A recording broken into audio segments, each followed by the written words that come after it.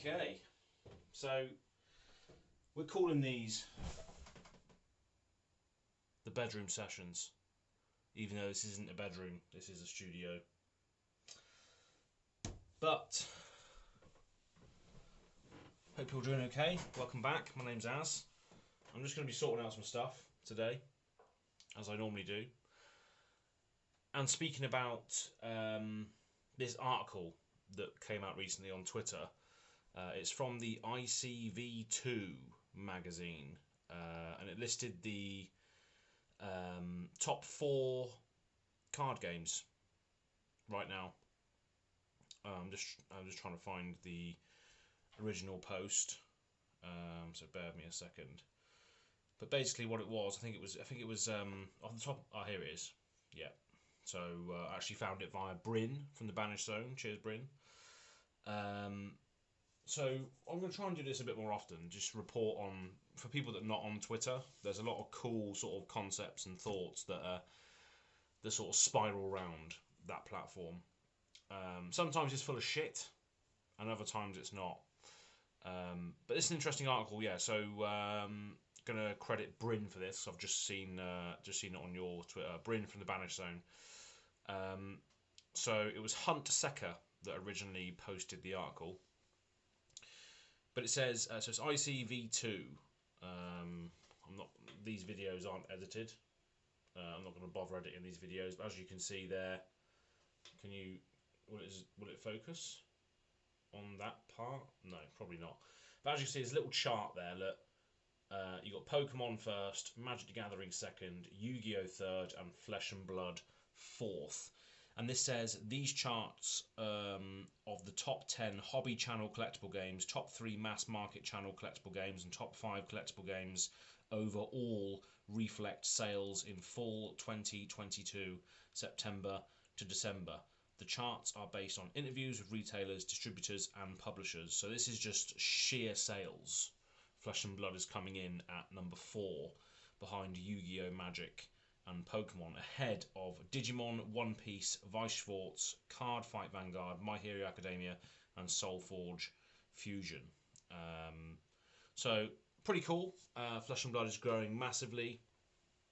There was a cool article, I think it was last year, in Forbes, saying that Flesh and Blood had increased 6,000% on the previous year. So it's growing massively. So everybody who is involved in the community, you're all doing a fantastic job in help growing this game. But people are sort of commenting on the fact that it's not growing. There isn't new people showing up. There isn't sort of new faces popping into it. And this sort of triggers quite a few thoughts on its own. Because as we know, Flesh and Blood is massive. Why is it massive? Because it picked up a lot of what Magic the Gathering left on the floor, which was its competitive scene, its sort of grassroots to world championships, sort of journey as such. Flesh and Blood has become renowned as a amazing TCG with great design, as little variants as possible, modal cards that can be used for various things, and obviously its fantastic pathway to greatness. But is that stinting its growth? Because obviously we had Fab 2.0. I think it was last year sometime. It was quite a long time ago, maybe sort of June, July, Fab 2.0. And in the article it said Flesh and Blood is about more than just competitive play. So competitive play is the absolute pinnacle, and obviously that's how Flesh and Blood have sort of got to where they are now, is the fact that the competitive scene is thriving, the prizes are great, there's loads of people that want to come into this game to sort of grind that system and play that system, which is fair enough. But then new players coming into that, new sort of experiences, new players' journeys as such, are they impacted by the fact that a lot of these scenes and a lot of the sort of ethos and aim of Flesh and Blood is to be the best? It's very competitive. there isn't much focus on casual play or casual formats. And I know there's a lot of stuff in the pipeline, but I think that needs to be brought out and expanded upon sooner rather than later to make sure that we're not losing the casual player that is bringing their favourite hero, Levia, to the armory, or just any event really, and getting smashed by someone who just knows what they're doing and someone who's just grinding that system to get the cold foils or the prizes or the mats that they can just sell to collectors. So it's a difficult one because I'm very much a casual player, and I've built my community and my channel, my brand and ethos from the ground up. I've never been a competitive player, which surprises me how I've lasted this long in this game. And the main sort of backbone behind that is the fact that I've made a lot of friends and had some great experiences. And I just want to keep sort of investing into this community and into this game because I believe in its ethos and I believe that it is on a path to greatness. But it does need to cater to the casual player, the social player, the player that's in it to play their favourite character, the player that's in it to sort of delve into the lore and, you know, sort of encapsulate what they love about this fantasy, sort of dark fantasy game. Because at the moment, of those top four, obviously this is the only one which is really sort of dark fantasy. Magic isn't really that anymore. Magic is just whatever it wants to be. Secret layer alert, blah blah blah. Pokemon is just Pokemon. Yu-Gi-Oh is Yu-Gi-Oh. So for Flesh and Blood to be where it is, it does obviously attract a certain market, a certain person, a geek nerd, whatever. But in order to sort of keep that person in that world and invested in that game, you do need to cater to the people that aren't really playing this game to climb the ladder. You need to sort of try and keep those casual players in. So it's definitely grown, as you can see, top four, the big four now. But what does it need to do to grow even further and retain its player base? Player base. I think that's expand on the casual and social experience. Now I do know obviously we're getting PvE soon. I don't know what capacity that is. And that's also a danger in itself as well, because people are putting a lot of expectations in that product or in that system. There is a lot of people that I know that are interested and really, really psyched about PvE. So we don't want it to be a disappointment, and that's also a mammoth task as well, as to how do you sort of you know, adhere to people's expectations when people are just speculating for the unspeculatable. So yeah, it's interesting. I do think that obviously the whole Flesh and Blood scene has to cater to the casuals and the socials more. And to what system or to what end that is yet to be seen.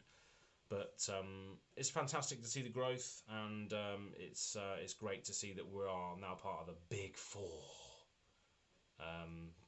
But yeah, that's pretty much it. I just wanted to get your thoughts on it. So leave a comment in the section below as to how you think Flesh and Blood can grow. Because if it's just the same people, I know we've had different faces and different people come into this that are very, very good, very, very competitive people. But if that is Flesh and Blood, the same faces, the same people that are coming into it to compete, where does that leave the new player, the new starter experience, if everybody is at that really, really high level already and you're all the way down here? So there needs to be something more for socials, casuals, starters, beginners. And I think that does start on the kitchen table with obviously blitz decks, new starter decks and what have you. But for the people that are just enjoying the characters and the mechanics and what have you, that don't want to compete competitively, it's hard to keep them in to a certain degree if they're getting battered by the same people, the same locals every week that are looking to, you know, go to the Road to Nationals or the PTI events and grind out and travel abroad for massive events to win money and prizing and all that sort of thing. Because some people just don't have the time. Some people don't have the sort of drive to be, or needs to, or want to be professional card players. I, for one, could not care less about being a professional card player. I'm just in it for the community, the laughs, the experiences, and the friends you make. As cliche as that sounds. But yeah, what do you think? Let me know in the comments below. But this post, there's a couple of, I'm going to read out maybe a few of the comments that were made on it as well, just in case I've missed anything here. So I'm just reading through it now. I think it was on the original post, Huntseeker's post. There was a few points of contention on there that I'm going to read out. And I'll try and shout out the people that were commenting on this as well. There was no comments on that one. Maybe there was somewhere else. Where was it?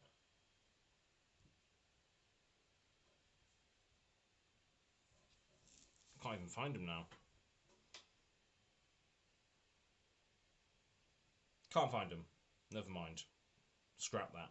Can't find them. But what do you think? What do you think Flesh and Blood needs to not...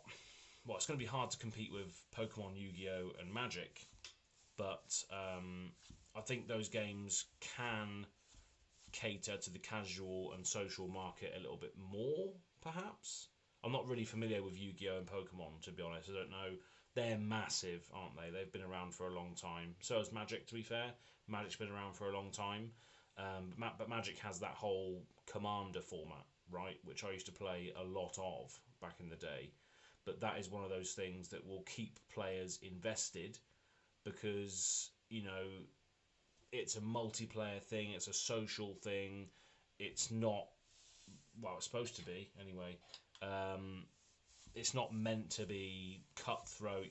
There's with 4 people playing different decks from a massive history of cards, the variance is so high that you can get away with it. You know, it's just a big, massive pod of players playing cards that are, some of them nearly 25, 30 years old. So the variance is so high, which is why you can get away with formats like that. Flesh and Blood is still new. UPF is great and everything, but the design space of that, you can tell that as fun as UPF is, and I've got a big series of UPF coming out soon, which I've already recorded 2 of the episodes for.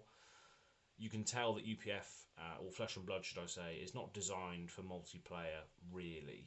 I can see how it could work in like a PvE versus a system or versus an Overlord type environment, because there's a lot of board games out there, deck building board games that work as a sort of PvE co-op situation.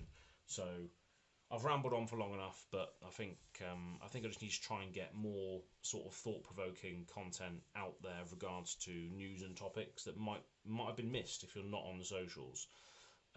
So leave a comment in the section below as to what you think Flesh and Blood needs to grow. But it's great to see that we're already in the big 4 with an amazing game, an amazing community, and amazing characters, amazing lore, amazing stories that are yet to be told.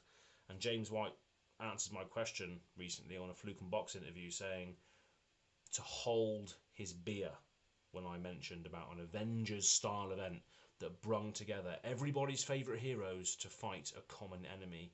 James said, "Hold my beer." It's going to be fun. That's it.